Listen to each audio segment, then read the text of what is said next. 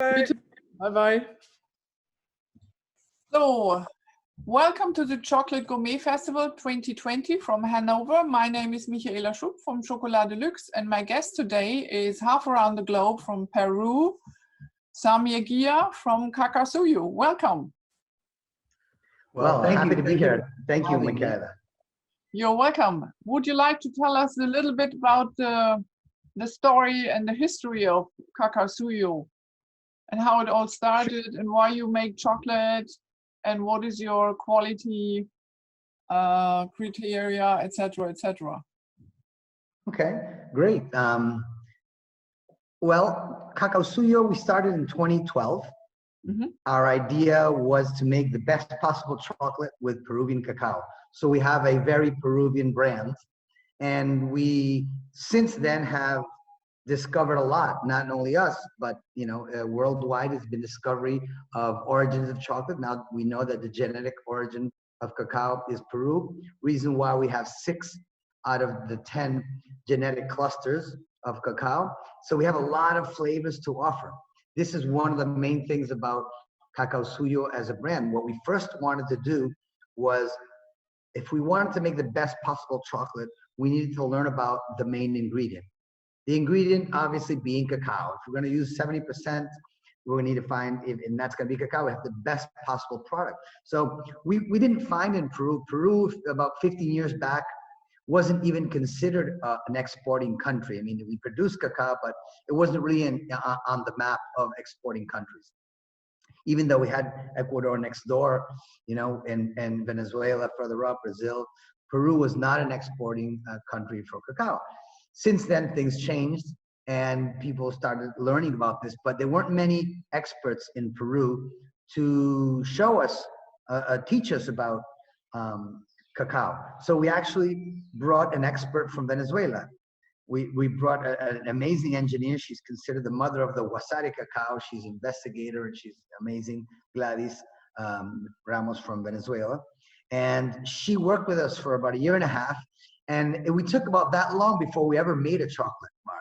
I think normally people want to make chocolate. I'm going to make a chocolate brand, and I'm learn about cacao. So they pretty much learn about where the good cacao is. If you're doing bean to bar and you buy cacao, but we really wanted to get down and learn about the cacao. What are these genetics about? What makes a good cacao? How do you get from the tree to the dry bean in the best possible way? So it wasn't just about buying beans from such an origin. It was about how do we get the beans from that origin to be the best they can be. And that's what we learned from Gladys. And we absorbed that. And only when we had that clear is when we started to make chocolate. And when we made chocolate, it immediately caught people's attention. In fact, I don't know if it was 2013 when we met, Michaela, but it maybe have been 2014. But 2013 was the first year we made chocolate. Went to Salon du Chocolat in Paris. That was October, November visit. And immediately we had raving reviews, people saying that it was the best in the show. And my business partner and I looked at each other and said, what have we done? We're not experts at making chocolate. But the fact is that we learned that to make good chocolate, you need good cacao. And so what we were doing, it was just basically using logic. If we were going to use, I pretty much always say, if I want to make the best vanilla cake, I'm going to go look for the best vanilla, the best flour, the best ingredients to make the best vanilla cake. So that kind of logic is what we followed to make cacao. But surprisingly enough, not most people do that. Most people, because they don't have the luxury of living in a country that grows cacao, can't do what we did. So we actually learned about it, and this reaction in Paris. So, I mean, I learned that people were calling us in Peru about from Australia, from the United States, from different countries, and wanted to buy our chocolate, and we had just launched a month before. I said, how do you know about us? No, that there's this blog and the internet, they're saying that, there was the UK show, the show in England, there was a show in Paris, but one chocolate bar stood out, and it was the Cacaosuyo bar. So we were amazed at what happened from the beginning, to be truthful, and we followed that same methodology through all our origins. So now we have three important origins. We're about making cacao, chocolate from the best cacao we can work with, and kind of our style of chocolate is a chocolate tasting chocolate. I mean, it's for chocolate tasters a must. I think this is. I've had a lot of people tell me that that's what Cacaosuyo offers, and I'll tell you why. Because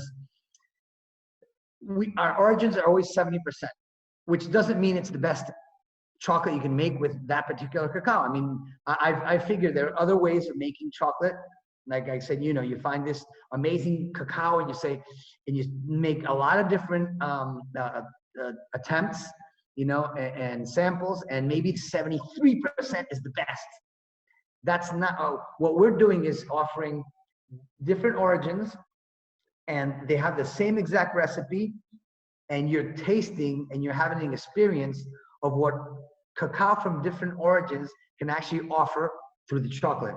That's pretty much what we've created. Obviously, we do have milk chocolate as well, and have other flavored ones, but we're really about our three main origins initially. Yeah. And what are the three origins?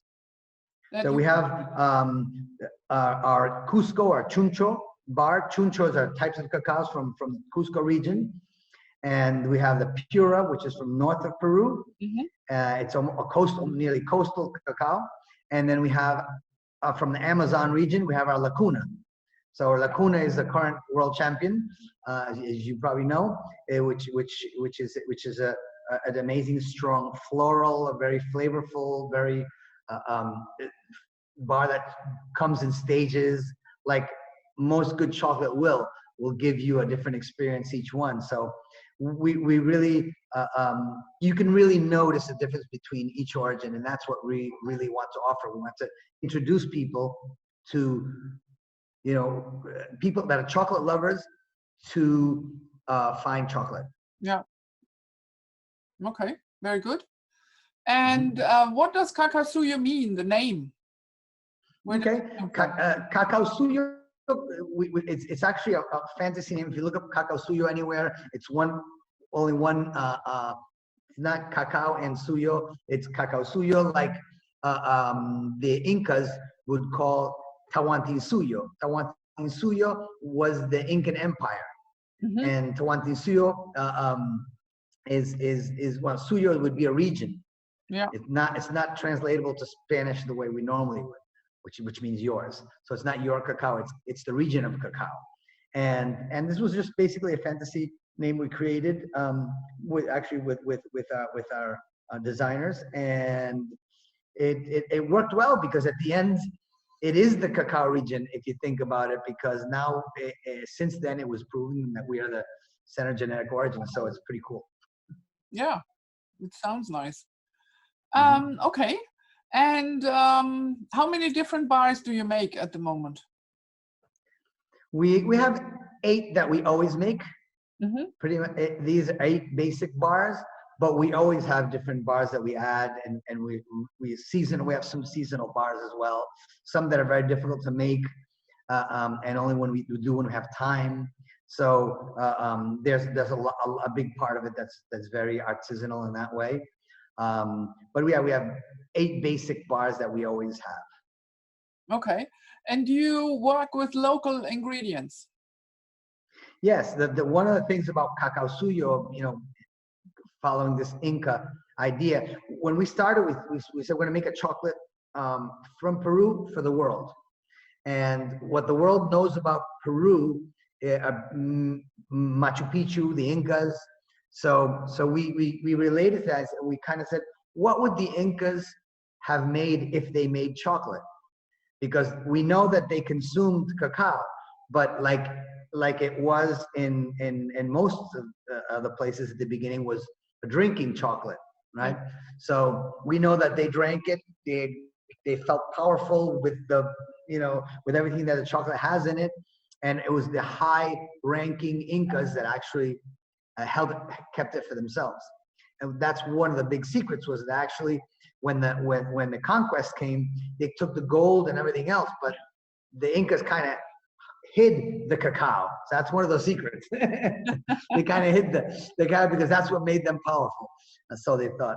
So anyway, I was saying, so yeah, following the idea of what the Incas would have made with chocolate, we're only using ingredients that they could have had at that time, meaning that we use Inca berry, which is a physalis.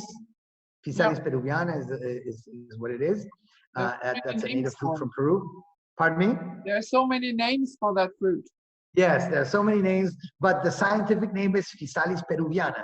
So because it was a native from here, and then we use quinoa as well on one of our bars, and just products like that we Camu Camu Yacon is one of the bars that you probably years ago when you first learned about it may have tasted.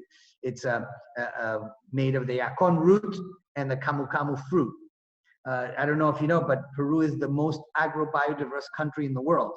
So we have a lot of little things and so we have a lot more to explore when we're talking about flavors. So we've used a few of them to make our chocolates, and that we want to offer that adventure every once in a while. Okay, that sounds very good. So we are going to taste 3 of your bars in a few minutes, and we'll go for a short break, and we'll be back. And I hope you're all joining us for the live tasting. Thank you, and see you in a minute. Here I am. Samir, are you there? Can you hear me?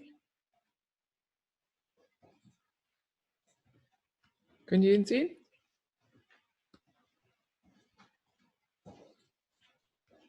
Hello? Okay, I had my there you are. There we go. We're not online right now, or are we? I beg your pardon? Are we visible?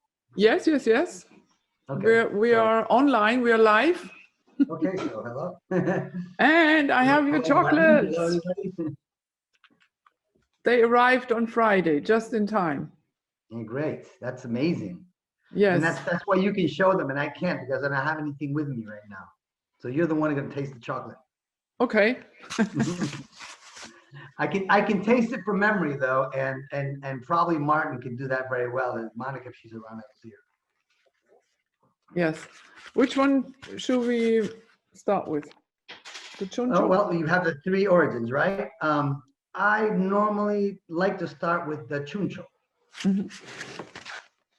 I also have the 100% And there's one reason why I normally, it's chuncho Cusco, that's the green one, right? So one of the reasons why I normally try that one first, it's not, I don't find it as complex generally, because most complexities in different fruits. And also for me, it's very much like the fruit of the cacao.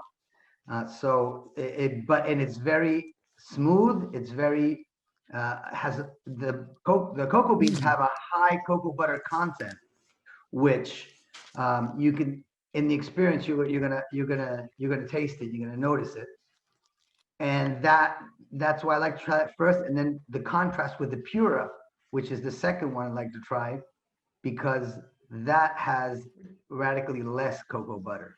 Yes, but unfortunately, we don't have the pura. Oh, that's right.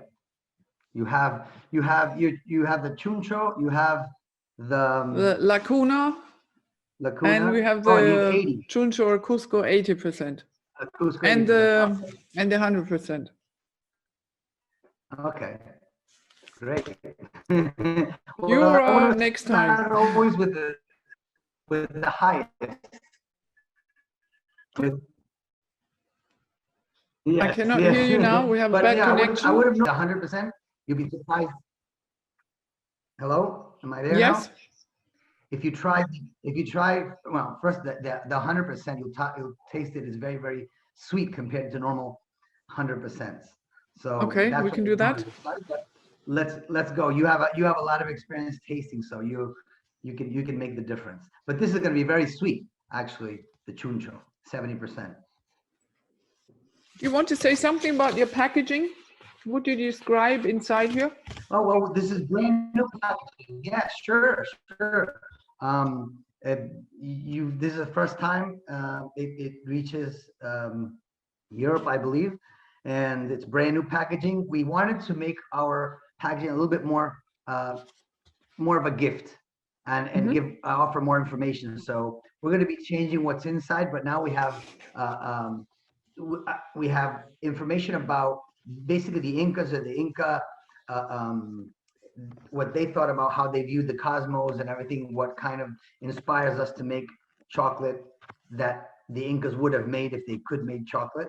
So it's more information. It's interesting. It also tells a little bit about the origin, particularly in each one of the bars. So I think it's more of a gift packaging, and I think it's working really well actually, and we're happy to have it. We tried to get away from the gold initially, but actually people love the gold on the bars, and actually I think it's had a lot to do with gold, so why not? Yes. I think it underlines a bit the luxury of the product. I think yes, that's part of the idea. We're happy to participate every year in since 2014 International Chocolate Awards, and we've done pretty well, and very well, I would say. And it kind of having a gold medal, it's got to show more gold. I think it's a little bit of it. So the chocolate is it's very mild. So it's very low roast. It has a lot of fruity flavor. It's very creamy. I think it's citrusy fruit, but also dark fruit, red fruit.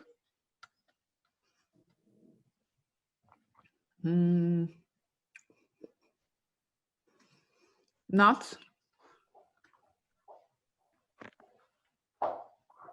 How would you describe it? Yeah, I mean, that's almost perfect. Actually, the complexity is in the amount of fruits that you can find in it. That's how I taste it. I know everybody's palate's a little bit different, but I taste it like that. And I don't know if I know Martin has probably met Bertus Esques. I don't know if you have, but he'd go around every year that he comes to Peru, and he'd be tasting a chuncho cacao. He specialized in chuncho cacao. He'd show you a picture, and this is really funny. He's a really funny guy. So you know what this tastes like, he says, and he'd take a picture out. He's got the whole market, the fruit market there. It tastes like watermelon, tastes like banana, tastes like tangerines. So he's great, but because it is, I think it's got a lot of complexity. And actually, for me, many times, and as a good chocolate should, it will vary from year to year. Some years you'll get really a lot of soursop, which actually, if you really think about it, it's more of the cacao fruit that you taste in it, and it's the only chocolate I've really had that translates the cacao fruit flavor through the chocolate. So that's what I like it best.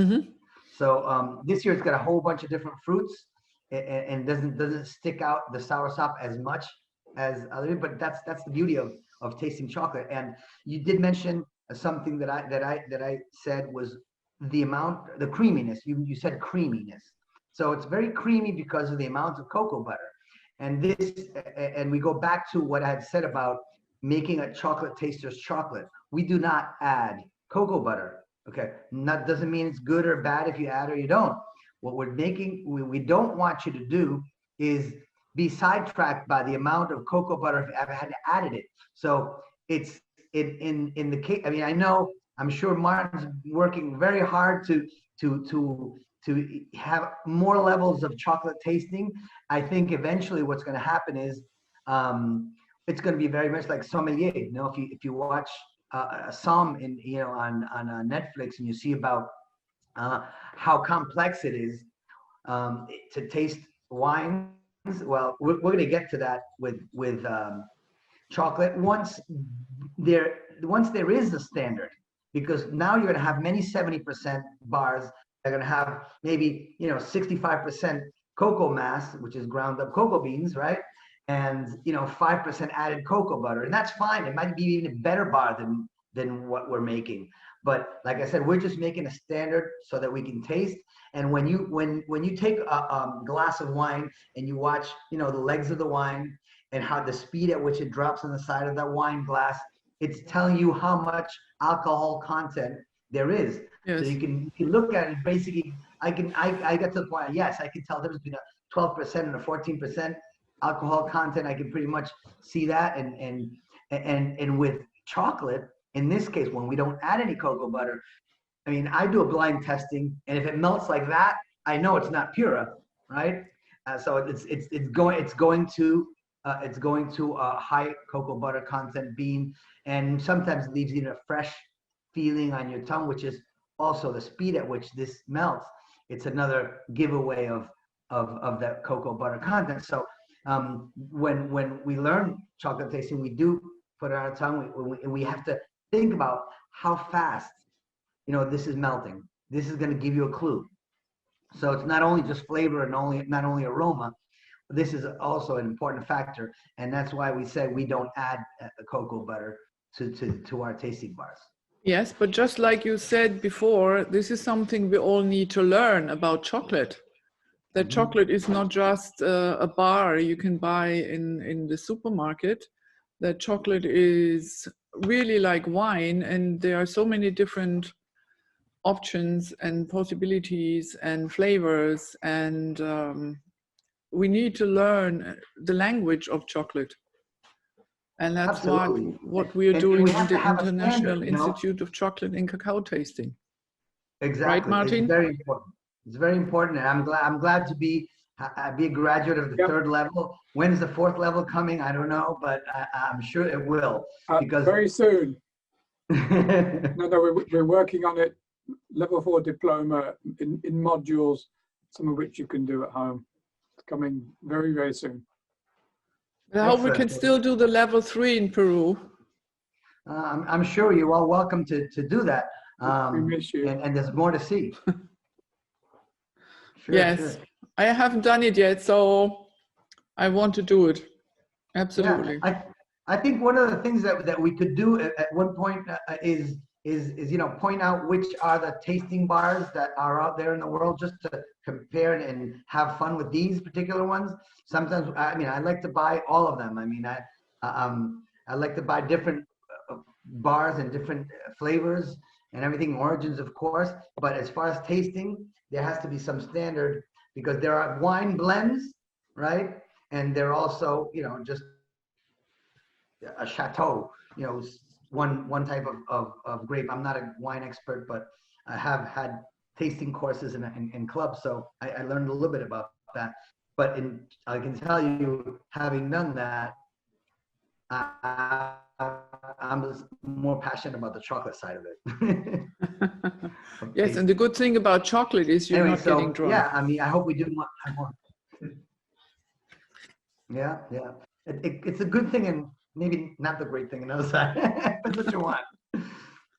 So shall we taste the Lacuna next? Sure. Well, maybe for Lacuna, go back. If you're going to taste them all, taste the 80%. Okay. Because it's from the same origin, so it's Cusco.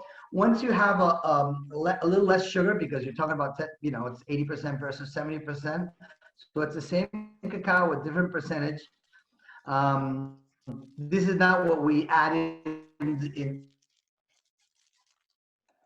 creamy that is going to be at an 80%, and obviously it's a little bit less fruity, because the sugar or the sweetness gives you more ease to find more fruits. And it has a little bit of astringency, therefore, and more acidity. Yeah, the sweetness obviously helps give it more of a fruitiness, but see how this one's more about the texture and less sweet. But it's still very creamy. Absolutely, it should be more creamy. It should be more creamy. In fact, that is so creamy that I don't have to add any cocoa butter at all, and it'll flow through a chocolate fountain. And you know, normally you'd have to add, but that particular one will flow perfectly through a chocolate fountain. That's how it's go. You're talking about nearly 60% cocoa butter in that bean. It's a very small bean, okay? And I'll tell you a little bit, since you just tried two chunchos. Chuncho cacao, many people believe it's like, I think it's one cacao, but chuncho is like, it just refers to the area or the type. I mean, the chuncho cacaos are from the Quillabamba Valley mostly, and there are many of them. In fact, we use 3 different types. We have one that's called cáscara de huevo, which means eggshell, and it's very small. And you can, I know you've seen a cocoa pod, and most people that are here have. You could break it I can break it between my 2 fingers. That's how fragile or how thin that cocoa pod is. That's the cáscara de huevo. Another one called pamuco, which is a little bit bigger, and then we have another one that's called señorita, like miss, and that's like a lady finger, kind of a little thinner and long. So we use this blend for ours, and there are many different cacaos. One thing that's in common, you find different sizes, shapes, even cocoa bean colors. So you have white beans in the chuncho varieties, 100% white beans in the whole pod. You have 100% darker beans in other ones. You have large, small fruits. You have even a black bean, but it's very small, very small. And what I imagine it's so purple that it's black, so violet that it's black. So we have a big variety in the chunchos. But one thing that doesn't change is the color. They're all yellow pods. I have one pod here somewhere on the table, which is a chuncho. Oh, you have a small pod there? Yes, Lizzie Montoya gave it to me. Ist hier irgendwo die kleine Kakaoschote, die geschlossene? It's probably a cáscara de huevo, which is a small one, right? No. Let's see it. Nee, ist noch die Chuncho-Kakaoschote. I'm sure it's pretty dry by now, but so we won't tell the color, but yes. Und die andere vom Dwayne. So this is the pod that Lizzie gave me, and this is like cáscara de huevo. the Trinitario from Dwayne Dove. The chuncho one, which is a small one, that could probably chuncho. That could be a señorita. I mean, it's harder to tell when it's all dry, but the shape of it is more like a señorita, more like a lady finger. Then a cáscara de huevo will be round. Yeah, it's very round, more egg-shaped. Yeah. In any case. Okay, but I was going back to the chocolate. I think it's very, very mild, and if you would have to make a guess about the cacao percentage, I would have never guessed 80%. That's what I would have said. It's very rare that you're gonna find so mild and 80%. I would have guessed maybe 60 or something between 60 and 65%. That's what's amazing. Yes. So I'm thinking this is going to be a favorite chocolate to a lot of people. It's my favorite normally, actually. I have favorites along the day, but that's my go-to because I just, I like the high percentage. It's not overly sweet. It's sweet enough, and it's so creamy and smooth. And I like the fruit flavors. Fruitier, yeah. No bitterness at all. No.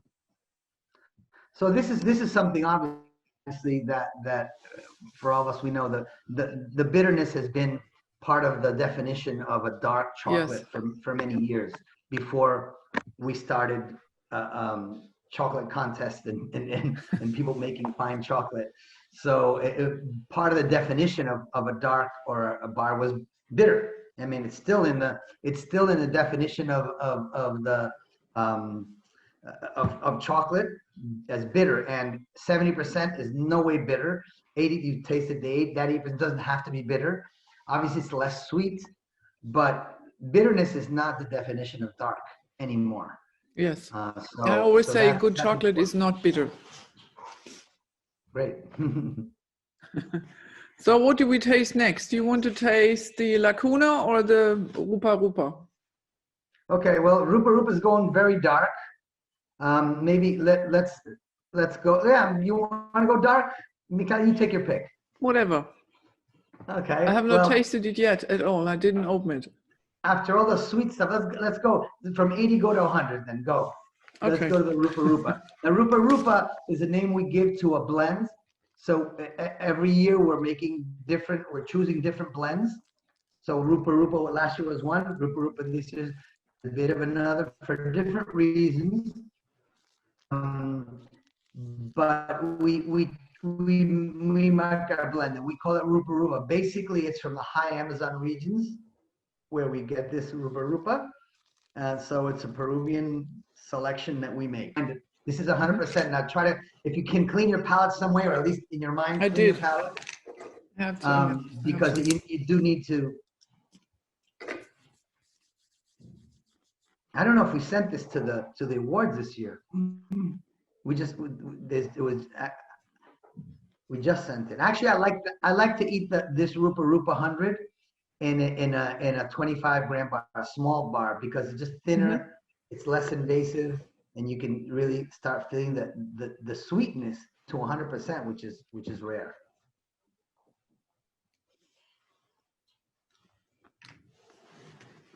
We were talking with Matt Caputo, who deals in chocolate in the United States, and some of the best brands in the world go through him. And we were doing a tasting, and when he tried the 100%, which was the first bar we tried, he goes, "Oh, it's sweet!"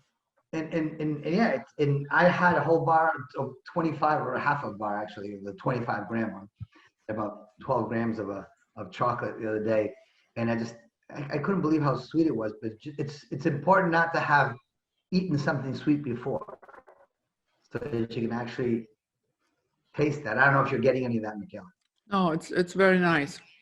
It's very mild, absolutely. I'm getting nuts in the beginning, and now I'm getting all the fruits.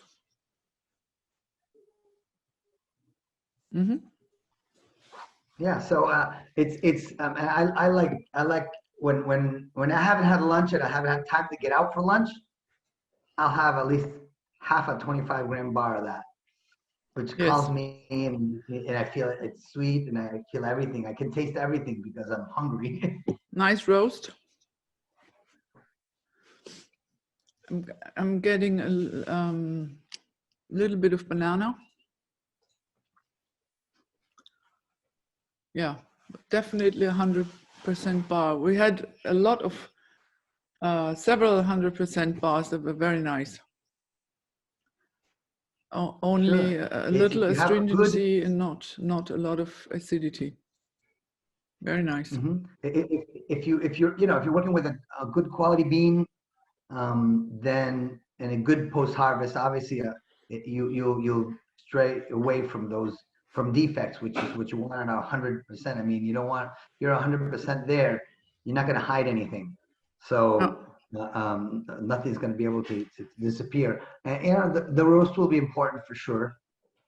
Okay, so but yeah, so to give some reminder of being chocolate and get a little bit of chocolatiness in there, but yeah, we allow the flavor of the cacao bean. So yeah, I like that one. So now you can go to the Lacuna.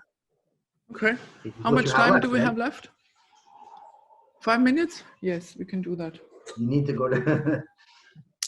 So this is the current world gold, and actually was a surprise for us because in the Americas we had we had the gold in the Americas with our Pura bar.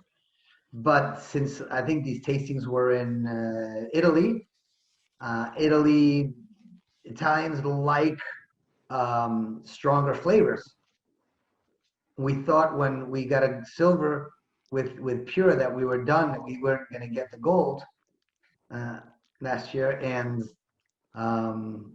all of a sudden it was Lacuna that was gold. So that was a big surprise for us. We were happy, and I think I understand why it went from more to Lacuna. I think every time we've been to Italy, Lacuna has been more of what people like. They want to make ice cream out of it. They want to make, I mean, Lacuna is more of a flavor. And like I said, I can understand it because, you know, I drink more of a American style coffee. Sometimes I drink espresso, but in Italians, that's dirty water, you know, if you're talking about Americano. So, so they like stronger flavors, I understand. Also very fruity, creamy, fruity, very nice roast. Take some low air. Astringency. Try to take some air, Michaela. As it melts, wait a little bit. Because wait a little bit. You don't rush the flavor. You're gonna see the flavors come out.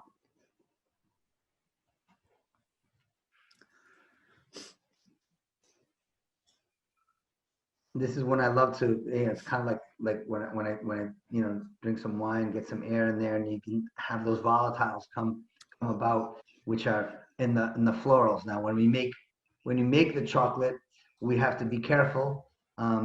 These are the first flavors to be worked away. Yeah. So when you're talking about the you know, what they used to say, you know, the longer you conch, the better the chocolate. That's an old paradigm. And it probably is true when you're working with bad cacao, but when you work with great cacao, it's not the case.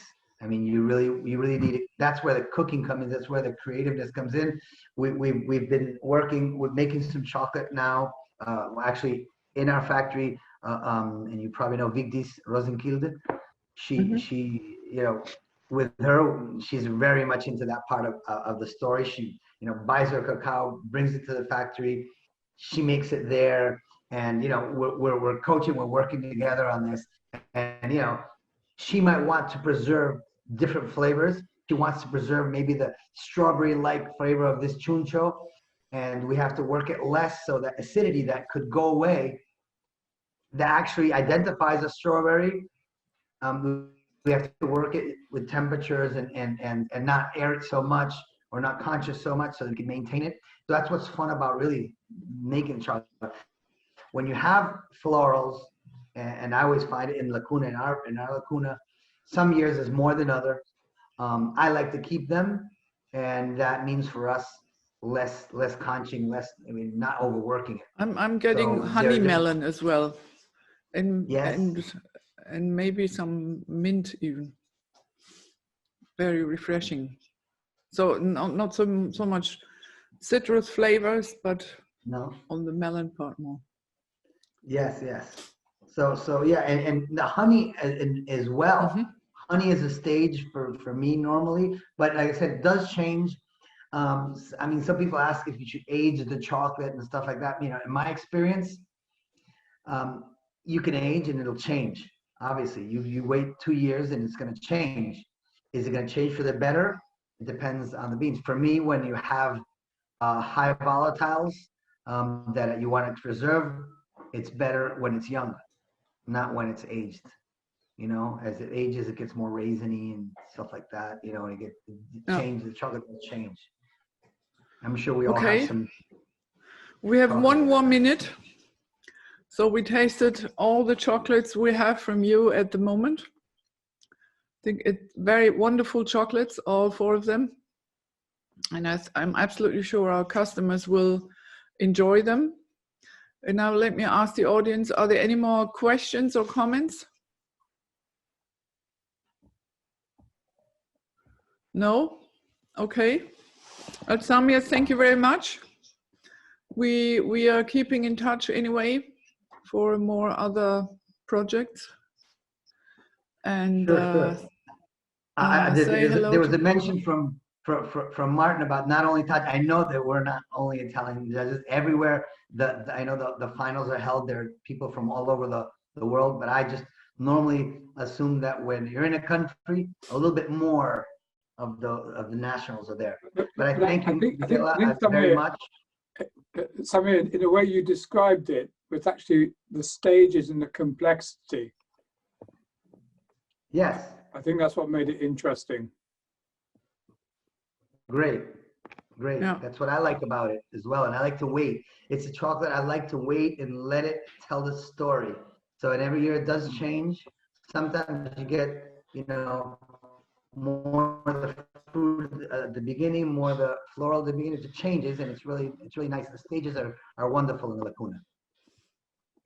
Right. Thank you again. Thanks everybody for listening, for being here. I want to try all the chocolates that I haven't tried yet. Next trip, once. Okay, we have them all. You can order if you like. And thank you very much, Samir.